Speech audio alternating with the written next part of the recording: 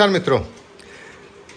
हमारे 5 sense organ हैं और कमाल वाली बात यह कि जो 4 सेंस ऑर्गन हैं उसमें एक चीज़ नहीं होता जो कि ज़िंदगी आसान करती है। जैसे कि अगर जीभ है तो जीभ के ऊपर जो गस्टेटरी रिसेप्टर्स हैं उसके ऊपर चीनी या नमक जाए तो सीधा नर्व तक जाता है और ब्रेन में जाता है और हमें टेस्ट पता चलता है। नाक, उसके पीछे जो ऑल्फैक्टरी रिसेप्टर्स होते हैं वो सारे के सारे अब्जॉर्व कर लेते हैं जितने भी स्मेल मॉलिक्यूल्स हैं, नर्व और फिर ब्रेन तक जाता है, बात खत्म। त्वचा, थर्मोमैकेनो रिसेप्टर्स होते हैं, यानी कि ठंडा गर्म जानने के लिए या खिंचाव तनाव जानने के लिए रिसेप्टर्स होते हैं। जो उसके थर्मोमैकेनो रिसेप्टर्स हैं वो रिसीव करते हैं, नर्व से जाता है ब्रेन में, बात खत्म। आँख, लाइट पड़ता है रेटिना के ऊपर, इमेज बनता है, वहाँ से ऑप्टिक नर्व ले जाता है और बात खत्म। लेकिन जब तक कान की बात आती है तो आवाज़ आएगा, बाहर वाले कान में घुसेगा, फिर बीच वाला कान बीच में इंटरफेयर करेगा, टिम्पैनिक मेम्ब्रेन कंपन करेगा, मेलियस इनकस स्टेपिस से होता हुआ इनर ईयर में जाएगा, जहाँ कि ये जो वाइब्रेशंस हैं वो इलेक्ट्रिकल इम्पल्सेस में कन्वर्ट होती हैं और फिर नर्व ब्रेन तक ले जाता है। अगर and organ of hearing cochlea है तो सीधा सीधा आवाज़ जैसे बीसी में होता है कॉक्लिया तक जा सकता है ना, और बात खत्म हो सकता है।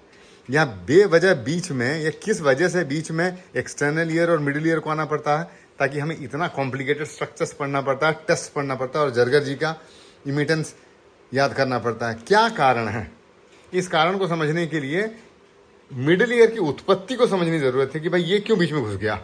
बोला जाता है कि आज से लगभग 15,000 साल पहले पार्वती माँ महादेव को पूछती हैं कि अच्छा ये बताएं कि ये पूरी सृष्टि बनी कैसे, शुरुआत कैसी हुई। तो महादेव बोलते हैं कि ठीक है, हम अपने मतलब का बताते हैं कि विष्णु को, जो कि निराकार रूप में हर जगह फैले हुए हैं ना, विष्णु मतलब ऑल परवेसिव, उनकी इच्छा हुई कि चलो एक साकार रूप लेते हैं या एक आकार लेते हैं। तो आकार में तो कई आकार उन्होंने लिया, लेकिन जिन चीज़ों में कॉन्शियसनेस होता है या प्रज्ञा होती है उनकी बात करते हैं। तो विष्णु ने पहला जो कॉन्शियस अवतार ले लिया वो, या एक ऐसा अवतार ले लिया जिसमें कॉन्शियसनेस है, वो है मछली, है ना। मीन, कुमठ, सुकर, नरहरी बोलते हैं ना, मीन यानी कि मछली। तो मछली का अवतार ले लिया। मछली जो था वो लगभग संपूर्ण था कई मायनों में, यानी कि उसके पास बहुत सारी कैपेसिटीज थी। लगभग 5 के 5 सेंस ऑर्गन्स थे, यानी कि देखने के लिए आंखें थी उनके पास, टेस्ट करने के लिए जीभ था, महसूस करने के लिए त्वचा थी और सूंघने के लिए नाक था। 4 हो गए।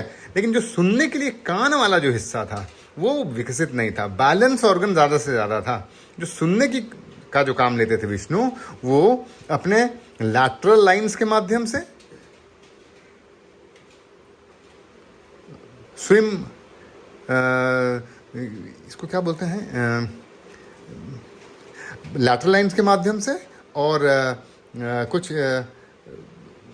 कान के जैसा, इनर ईयर के जैसा स्ट्रक्चर बना हुआ है जिसमें कि आपके सेमीसर्कुलर कैनाल्स थे, यूट्रिकल थे, सैक्यूल थे, उसके माध्यम से, और स्विम ब्लैडर्स के माध्यम से, हाँ इन्हें स्विम ब्लैडर्स बोला था, इनके माध्यम से सुनने का काम लेते थे। मतलब सुनने की क्षमता उतनी बहुत बेहतर नहीं थी, लेकिन मछली सुन पाती है और आवाज़ें भी निकालती है अपने दांत से, जिसको सुन के बाकी के मछलियाँ एक साथ तैरती हैं, एक दूसरे को आकर्षित करती हैं, वगैरह वगैरह। तो सुनने की क्षमता आ तो गई थी लेकिन बहुत बेहतर नहीं थी, और मछली को दिक्कत भी नहीं होती थी। सर के अंदर एक हियरिंग का ऑर्गन था, बाहर पानी, और अंदर से मछली का भी शरीर लगभग पानी का बना हुआ। तो कोई भी वेव जो आता वो सीधा सीधा मछली के कानों तक घुस जाता या इनर ईयर तक समझ लीजिए चला जाता, बिना किसी रोक ठोक के, क्योंकि बाहर का डेंसिटी और अंदर का डेंसिटी लगभग बराबर था। तो काम चल रहा था। लेकिन विष्णु जी का मन उब गया और उन्होंने कहा कि चलो भाई अब पानी से बाहर की तरफ जाया जाए और देखा जाए कि बाहर क्या चीज़ें हैं। तो बाहर उन्होंने अवतार लिया मीन, कुमठ या कछुआ का अवतार ले लिया। कछुआ का जब अवतार ले लिया तो सबसे पहली जो दिक्कत हुई, मैं ना, हम जानते हैं अपने आसपास के बारे में अपने इंद्रियों से। तो अगर हम देखें तो 5 इंद्रियों में चखने में कोई दिक्कत नहीं, बड़ा आराम, सूंघने में कोई दिक्कत नहीं, बड़ा आराम, छूने में, स्पर्श में कोई दिक्कत नहीं, बड़ा आराम, देखने में कोई दिक्कत नहीं, बड़ा आराम। लेकिन सुनने की जब बारी आई तो चूंकि जो इनर ईयर था उनका, या जो हियरिंग ऑर्गन था कान खोपड़ी के अंदर था, तो जो भी आवाज़ आता उसकी वो आवाज़ लगभग 95% बाहर रिफ्लेक्ट हो जाता, यानी कि खोपड़ी के अंदर भेद के आवाज़ जाता ही नहीं। क्यों? क्योंकि ये एयर मीडियम है और ये है सॉलिड मीडियम, या चलो 70% लिक्विड है इसमें, लेकिन फिर भी 95% आवाज बाहर चला आता है। इसलिए विष्णु और सुन नहीं पाए। और तो जरूरत किस चीज की पड़ गई? जरूरत इस चीज की पड़ गई कि ऐसी कोई चीज बनाई जाए जिससे कि सुनने की क्षमता रिस्टोर हो या सुनने की क्षमता बरकरार रहे। तो सबसे पहला जो काम हुआ वो हुआ एक छेद बना, यानी कि एक्सटर्नल ईयर बना। एक्सटर्नल ईयर का जो मिएटस जो है छेद वो बना। उसके बाद उसके पीछे एक टिम्पैनिक मेम्ब्रेन बना या कान का पर्दा बना। अब टिम्पैनिक मेम्ब्रेन में कंपन तो होता, लेकिन अंदर के कान तक जाए कैसे? इसलिए एक हड्डीनुमा स्ट्रक्चर बना हमारे स्टेपिस के जैसा, जो कि इस कंपन को अंदर के कान या इनर ईयर, कछुआ का इनर ईयर है ना, ये यहाँ तक ले जाता। यानी कि इस मिडिल ईयर का इजाद इसलिए हो गया क्योंकि इवोल्यूशन के दौरान मछली से कछुआ बना, और मछली पानी के अंदर, जल की रानी, जीवन उसका पानी, जबकि कछुआ कभी पानी में तो कभी बाहर। इसलिए एक रूडिमेंट्री मिडिल ईयर बन गया यहाँ। एक्सटर्नल और ट्रिमिएटस रहा, एक सिंगल हड्डी रहा, टिम्पैनिक मेम्ब्रेन रहा। तो ये जो मिडिल ईयर के बनने की ज़रूरत इसीलिए पड़ी क्योंकि विष्णु को सुनना था आवाज़, और वो सुन नहीं पा रहे थे क्योंकि एक इम्पीडेंस मिसमैच हो जा रहा था एयरबोन साउंड और बॉडी के अंदर साउंड को जाने में, और 95% साउंड रिफ्लेक्ट हो रहे थे। जैसे जैसे उनका मन भरा कछुआ होने से, तो उन्होंने अगला अवतार लिया, मीन कुमठ सुकर या वराह अवतार लिया।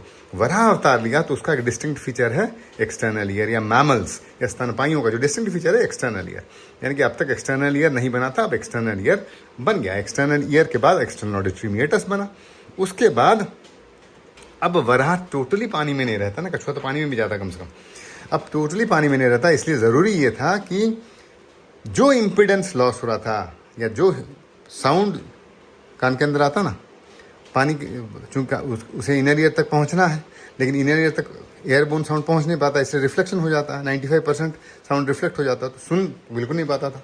अब क्या है कि सिर्फ छेद है और एक सिंगल हड्डी है, उससे काम बन नहीं रहा था क्योंकि ज़रूरी था कि सुना जाए, नहीं तो जान का खतरा है, कोई ना कोई खा जाएगा, मार देगा। इसलिए सुनने की जो क्षमता थी वो और बेहतर होने की ज़रूरत थी। इसलिए कोई भी जो लॉस है वो हियरिंग में बर्दाश्त नहीं किया जा पाएगा।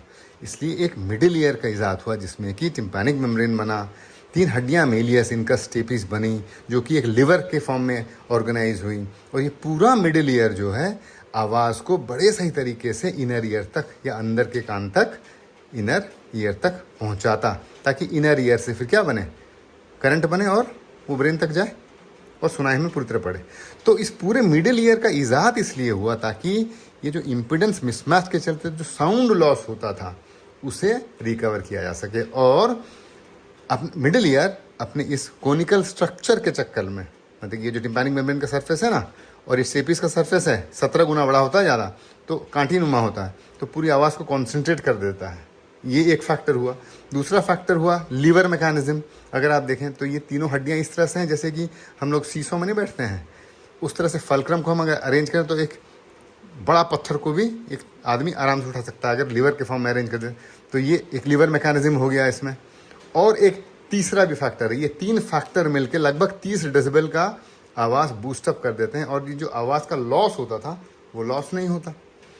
तो बीच का कान आया इसलिए ताकि जो सुनने की क्षमता है हमारी, या जो हमारा इनर ईयर है, या जो हमारा हियरिंग ऑर्गन है जो कि मछली में बन चुका था, वो पूरी तरह हमें मदद कर सके सुनने में, और कोई भी लॉस ऑफ हियरिंग ना हो इम्पिडेंस मिसमैच के चलते।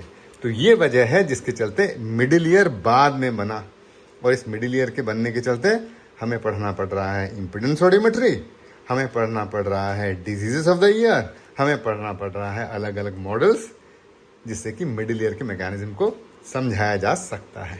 तो ये वजह है मिडिल ईयर के इजाद होने का। बहुत बहुत धन्यवाद।